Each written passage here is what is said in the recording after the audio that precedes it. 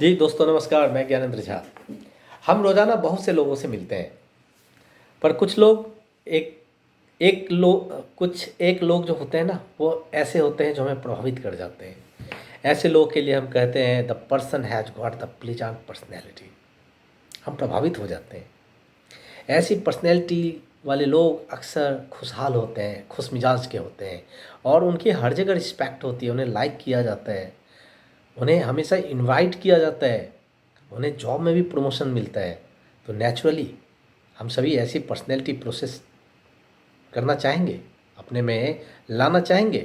तो चलिए आज हम इसी बात पर चर्चा करते हैं कि एक आकर्षक व्यक्तित्व के धनी हम कैसे बने। तो दोस्तों, अगर आप किसी से मिलते हैं ना, तो ऐसे व्यक्तियों को जेन्युइनली लाइक करिए। जब हम किसी व्यक्ति से मिलते हैं तो मन में उस व्यक्ति की एक इमेज बना लेते हैं, चाहे वह पॉजिटिव इमेज हो, चाहे नेगेटिव इमेज हो, चाहे न्यूट्रल इमेज हो। पर अगर हम अपनी पर्सनालिटी इम्प्रूव करना चाहते हैं तो हमें इस इमेज को इंटेंशनली पॉजिटिव बनाना होगा। हमें अपने माइंड को ट्रेन करना होगा कि वो लोगों में अच्छाइयों को खोजे, बुराइयों को नहीं। ये करना इतना मुश्किल नहीं है। अगर आप माइंड को अच्छाई खोजने के लिए निर्देश देंगे तो अच्छाई खोजेगा, और बुराई करने के लिए निर्देश देंगे तो बुराई खोजेगा।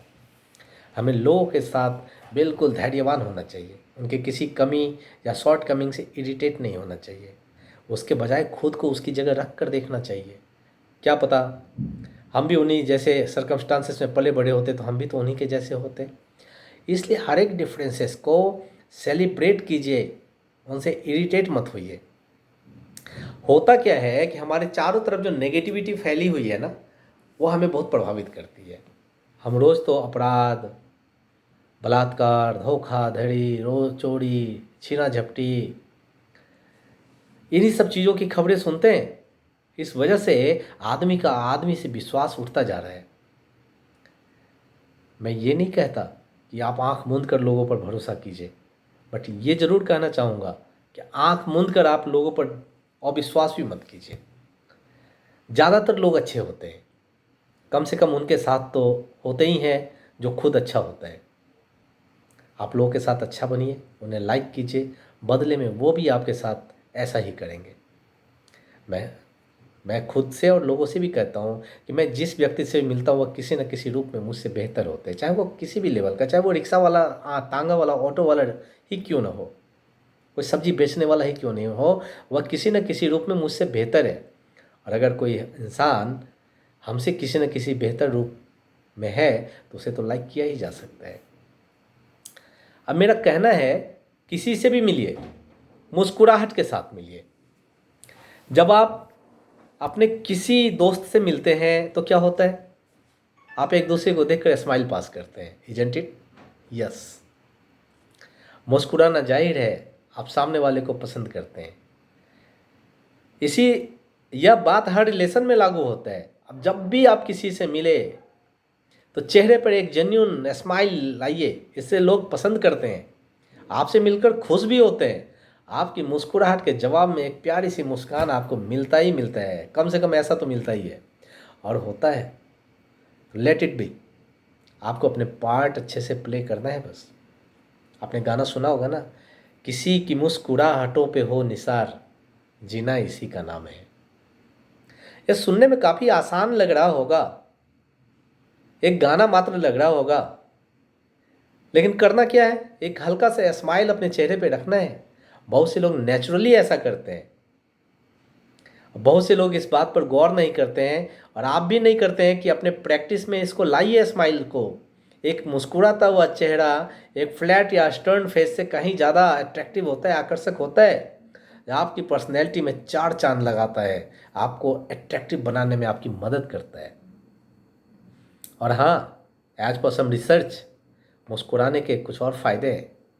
जब हम अंदर से खुश होते हैं तो हमारे अंदर एक्सटर्नल एक्सप्रेशंस उसी हिसाब से चेंज हो जाता है। हमारे चेहरे की भाव भंगिमाएं हमारी मुस्कान के आधार पर बनती चली जाती है। लोग हमें देखकर समझ जाते हैं कि हम खुश हैं। और ठीक इसका उल्टा भी होता है कि जिस तरीके से हम अपने बाहरी एक्सप्रेशंस को खुशनुमा बना लेते हैं, इसका असर हमारे इंटरनल मूड पर भी होता है, वो अच्छा हो जाता है और हम अच्छा करते हैं। So don't forget to carry a sweet smile wherever you will go. और दोस्तों, अपना नाम हमेशा ध्यान में रखिएगा। किसी व्यक्ति के लिए उसका नाम दुनिया के बाकी नामों से कहीं ज़्यादा इंपॉर्टेंस रखता है।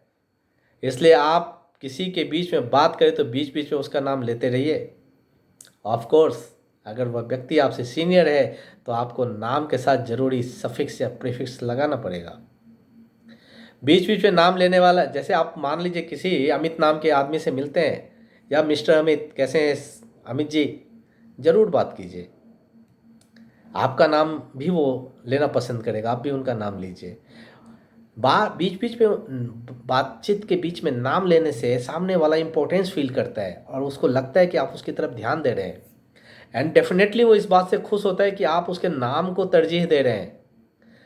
तो नाम याद रखने में कच्चा मत होइए, नाम याद रखिए। मैं अपने कार्यालय में जब काम करता हूँ, 3,000 लोग काम करते हैं, जब मैं किसी भी कर्मचारी से उनके नाम लेकर बात करता हूँ, बहुत खुश होते हैं वो कई जगह बोलते हैं कि मेरे एचआर को मेरा नाम याद है। उससे एक निजी जुड़ाव सा वो महसूस करते हैं। तो नाम की महत्ता को समझिए। नाम याद रखना आपको एक बहुत बड़ी एक धार दे सकता है आपके करियर में, आपके पर्सनैलिटी में। और आई से पहले यू को रखिए। आप किसे पसंद करेंगे, जो मतलब की बात करे या जो आपके मतलब की बात करे? ऑफ कोर्स आप दूसरा ऑप्शन चूज करेंगे। हर इंसान पहले खुद में लगा हुआ है, मैं ऐसा हूँ, मुझे ये अच्छा लगता है, मैं ये करता हूँ, मैं वो करता हूँ। आप इससे अलग जाइए। आप बोलिए आप यह कर सकते हैं, आप कैसे हैं, आपको क्या लगता है, आप क्या करते हैं, आप ही यह कर सकते हैं। और ऐसा करने से लोग आपको कहीं ज़्यादा पसंद करेंगे, और बिल्कुल ज़्यादा पसंद करेंगे। एक्टर्स, क्रिकेटर्स, राइटर्स ही नहीं, एक आम आदमी भी ऑडियंस चाहता है। अगर आप एक आम आदमी के लिए ऑडियंस बनते हैं तो आप उसके लिए खास बन जाते हैं। और जब आप बहुत से लोगों के साथ ऐसा करते हैं तो आप बहुत से लोगों के लिए खास हो जाते हैं। और इस प्रोसेस में आप एक पर्सन से बढ़कर आप एक पर्सनैलिटी बन जाते हैं। एक ऐसी पर्सनैलिटी जिसे सब पसंद करते हैं, जिसके करिश्मा सभी को इन्फ्लुएंस कर जाता है। और एक बात और कहना चाहूँगा, आप बोलने से पहले सुनने की आदत डालिए। आप दूसरे में इंटरेस्ट लेते हैं कि नहीं, इसमें आपको ईमानदार होना चाहिए। आपने आप क्या पसंद करते हैं इसलिए नहीं पूछा कि बस वो जल्दी से जवाब खत्म करे और अपनी अपनी राम कथा कहानी सुनाना शुरू कर दें। सामने वाले को बोलने का मौका दीजिए, उसकी बातों को ध्यान से सुनिए, बीच बीच में उससे रिलेटेड बातें भी कीजिए। अगर कोई कहता है घूमने का शौक़ है तो आप उससे पूछिए कि उसकी फेवरेट टूरिस्ट प्लेस कहाँ है, वह कौन कौन सी अच्छी जगह पे घूमना चाहता है। अच्छे लिसनर की डिमांड कभी कम नहीं होती है। आप एक अच्छा लिसनर बनिए और देखिए आपकी डिमांड कितनी बढ़ती है, लोग आपको पसंद करेंगे। और क्या कहते हैं से भी ज़्यादा ज़रूरी है कैसे कहते हैं। मैंने पिछले वीडियो में बताया था कि आज भी 90% लोगों को क्या बोले कहाँ बोले इसकी कला नहीं आती है। आप जो बोलते हैं उससे ज़्यादा अधिक महत्व रखता है आप कैसे बोलते हैं। आपसे कोई गलती हुई, आप मुंह बनाकर सॉरी बोलते हैं, तो सॉरी बोलने का तो कोई मतलब ही नहीं है। हमें न सिर्फ वर्ड यूज करने हैं, बल्कि किस तरीके से यूज करने, कैसे यूज करने, इसका भी ध्यान देना होगा। इसके लिए आपका टोन, बात करने का आपका बॉडी लैंग्वेज जितना हो सके पोलाइट और वेल मैनर्ड तरीके से होना चाहिए। मैं यह भी बताना चाहूँगा कि बहुत से लोग इंग्लिश बोलने की एबिलिटी को पर्सनैलिटी से रिलेट करके चलते हैं, जबकि ऐसा नहीं है। आप बिना अंग्रेजी बोले हुए भी एक प्रभावशाली व्यक्तित्व के धनी व्यक्ति बन सकते हैं, इंसान बन सकते हैं। और दोस्तों, बिना अपना फ़ायदा सोचे आप लोगों की मदद करिए।